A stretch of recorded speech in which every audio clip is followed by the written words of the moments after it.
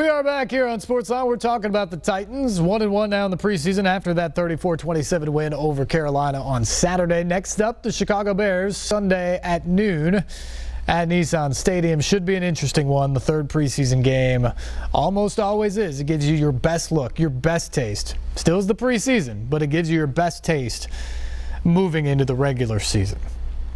After the game on Saturday, then on Sunday, we had Paul Kuharsky from the Midday 180 on 104.5 The Zone and paulkuharsky.com. Joined John Burton and myself in studio to help break down some of the things we saw in that game, but also just kind of the tone and tenor of the preseason for the Titans, the questions and some of the surprises that we've seen during the preseason. Let's check that out. Time now to dive inside this preseason performance with veteran Titans reporter Paul Kuharsky of the Midday 180 on 104.5 The Zone and paulkuharsky.com. PK, I'm starting with a multiple choice question. Yesterday we learned A, preseason games don't mean much. B, the Titans are the playoff contender we thought they were. Or C, the Jets are winning the Super Bowl.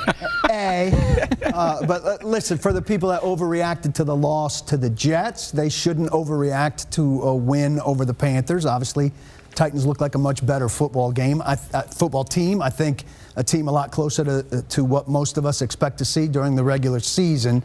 But there'll probably be some Sundays where they look like they did against the Jets as well. So in the big picture, all of it doesn't mean that much. We've seen the Colts sweep the Titans on a regular basis after looking like garbage in the preseason. It's always tempting to read more into it than it deserves. Sure. Jokes aside, though, this was much better. Mike Mularkey could not have scripted yesterday better, from the fast start on offense or the defense creating the game-changing plays they want. Yeah, most of the top defenders played, 3 or 4 snaps because they had a forced turnover on the first snap, a 3-and-out on the second series, and a forced turnover on the fifth snap. Very good defensive play, and then the offense you want, unless they're hitting home runs, to have extended drives, and they did. So special teams also, which has been a real big off-season emphasis, tackles from all over the place. Mike Mularkey said today, we have too many guys that can make tackles for teams to stop. And if the other team's starting inside not just inside the 20, but maybe inside the 10 on a regular basis, that bodes well for offense and defense. Paul, how about the first 2 plays of yesterday's game? Auctioned off for charity to a fan, $10,000 going to ALS. First play was great. Mariota over the middle of Taywan Taylor, first down. Second play, a design run for Marcus Mariota. Now, if you're Mike Mularkey, knowing what's going on with Marcus's leg, are you tempted to maybe change that call? No, I mean, they ran him by design on a rollout on the first play of the Jets game, too, to kind of get that over with. I think we're beyond the point where you can be careful with him in those ways. He's back to himself. Taywan Taylor, by the way, on that catch did a very nice job shielding the defender kind of with his body as he went and got the ball. A really nice start on offense, and that's become a nice tradition, the auctioning off of those first couple plays. That benefits a good cause. I don't know if you saw, there was a really good commercial that Mularkey did with Tim Shaw as well. That was very impactful. I got a text from my wife about it during the game when I hadn't seen it. Then I saw it during the replay. It's really good stuff. Paul, the one thing that play does seem to illustrate is that these leg issues with Marcus Mariota are over. I asked Mariota and Mike Mularkey specifically about that this week. They both said the same thing. What say you? Yeah, I mean, I don't know that I'd even say he has leg issues. He had unfortunate injuries. The first year, really, I have trouble pinning it on him, right? His protection was terrible. He took 2 separate shots to a knee that landed him out for a few games each. One of them on an illegal hit from Olivier Vernon, who's gone from Miami to New York. And last year, it's a freak play, where he gets tackled from behind, escaping the pocket against the Jaguars on Christmas Eve. So, I'm not willing to call him injury-prone, and I'm not willing to say he has leg issues. The interesting thing, and I wrote this as they came into camp, was his decision to play down, in the 215, 218 range, where the Titans maybe at a time wanted him 8 or 10 pounds heavier.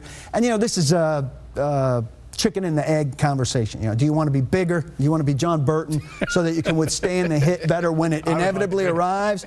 Or do you want to be sleeker like Layman here so that you can avoid the hit better? And there's no right answer, because if there was, we'd see all John Burtons or all Steve Laymans, and we don't. So I think the combo. I think he'll do fine. Yes, let's morph the two of you. You don't want to see all John Burtons out there. All right, no DeMarco Murray so far this preseason, but we've seen a lot of Derrick Henry, and he had another solid game yesterday, a couple touchdowns. Everybody wants to know, how are the carries going to be divided between those two this season? That's a very tough run front for him to go against yesterday, and I think his average was 2.3 yards a carry. Everybody's going to see the 2 touchdowns. He was, and the offensive front. If you try to move laterally against Carolina, you have a lot of trouble. The 17-yard touchdown run was a big surprise because he was able to go wide left, kind of take his time, let things develop, and go. Maybe you're going to hit one once in a while against Carolina. You're not going to see many runs like that against them. Listen, I think all the Derrick Henry talk amounts to an insult to DeMarco Murray, who's a better all-around back. I think the split's going to be roughly the same as it was last year. I think they'll be in more 4-minute at the end of games with a lead where they're trying to milk the clock, where they bring in a fresh, big guy who can deliver a pounding, help you get a couple first downs. His carries could go up from there. His carries could go up if Murray misses some time. And I tell you, you pull one play yesterday, I think it was against Julius Peppers, where Matt Castle quickly looped around, ran for his life, and threw the ball away. The guy that missed a blitz pickup on that play was Derrick Henry. I don't think DeMarco Murray misses that play. I think they can depend on DeMarco Murray in those situations more. I think that's a piece of it also. Obviously, Murray and Henry are expected to produce this year, but who so far in this camp has surprised you?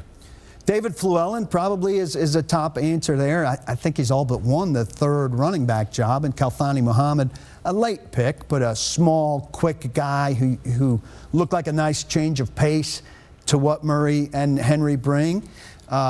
Seemed like a guy that would have a chance. He hasn't gone very high. And Fluellen not only is working as the 3rd guy, which is effectively the 2nd guy with Murray out, but he was even back for kickoff returns that you thought would have been Muhammad's chances. He's done quite well. He also missed a blitz pickup yesterday, I think, but he had a nice 53-yard run. Got caught from behind. He's not the fastest guy in the world. He's a hard-working guy who can give them everything they want, I think, at that position. He's been a nice surprise. Kalen Reed has really come on strong at corner, also playing some safety. Jayon Brown, we expected to be good. I don't know if we expected him to be this good this soon. Okay, PK, take a walk with me. Let's stroll. We're going to take a look at some prominent figures on this Titans team that should play key roles this season, starting with the #1 pick, Corey Davis, who we haven't seen anything of really in the preseason. How does his absence and some other guys out yesterday impact the ability for Mariota, 1, to get chemistry with those receivers, and 2, for the coaches to figure out which 5 or 6 guys they're going to keep? Yeah, well, for Davis, the chemistry issue's big because they didn't play together during OTAs either and minicamp. Mariota was out for all of that except 7-on-7. Corey Davis was out for the early part of that because he had ankle surgery right after his college career finished. Wide receivers with early hamstring injuries, rookie wide receivers with early hamstring injuries, I hate to say it, but sometimes it takes a long, long time to sort things out. Malarkey said today he thinks that Corey Davis is on track to be back for an appearance in the 4th preseason game, which would be important. You always want to keep that guy on the shelf for, what, 5-7 days longer than you think, because the worst thing in the world is he tweaks it after he's back from it. Then you go in that never-ending cycle. Right.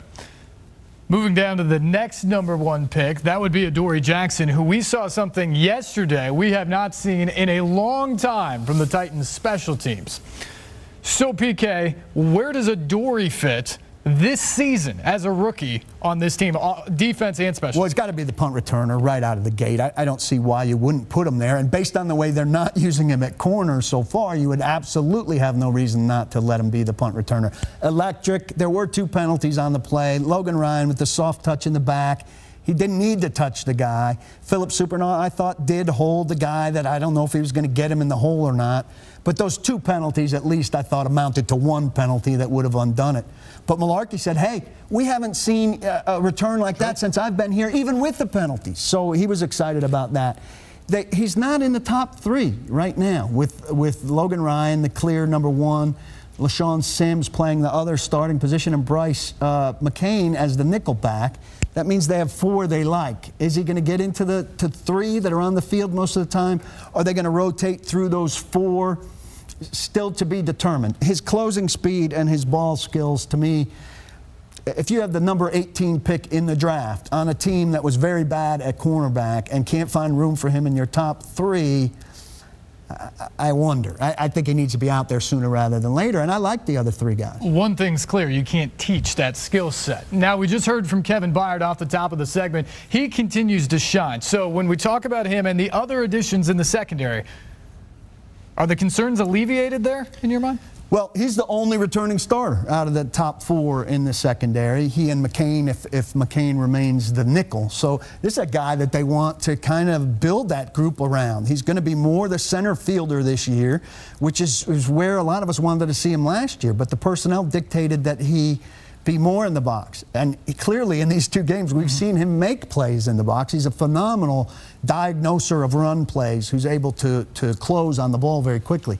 We want to see him, though, playing center field, letting Jonathan Cyprien do some of that work, a very good run-stopping safety who's not as good in space. Let Byard play center field, get his hands on a lot of passes, break things up. I think he's going to force turnovers in both the run game and the pass game, but I think his ball skills now, with Logan Ryan, who's got good ball skills, with LaShawn Sims, who seems to have them, and with Adoree Jackson, who definitely has them, I think that's a pretty good revamping. I don't think you go from being one of the worst secondaries in the league to one of the best.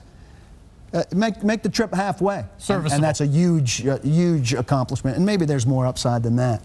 Also, you know, if the pass rush is going well, a little bit better, say, if Kevin Dodd's able to get in there and help, then guys like this won't have to cover quite as long. PK, great stuff. If you want to read more from Paul, go to paulkuharsky.com. PK, tell the folks at home what they'll find there this season.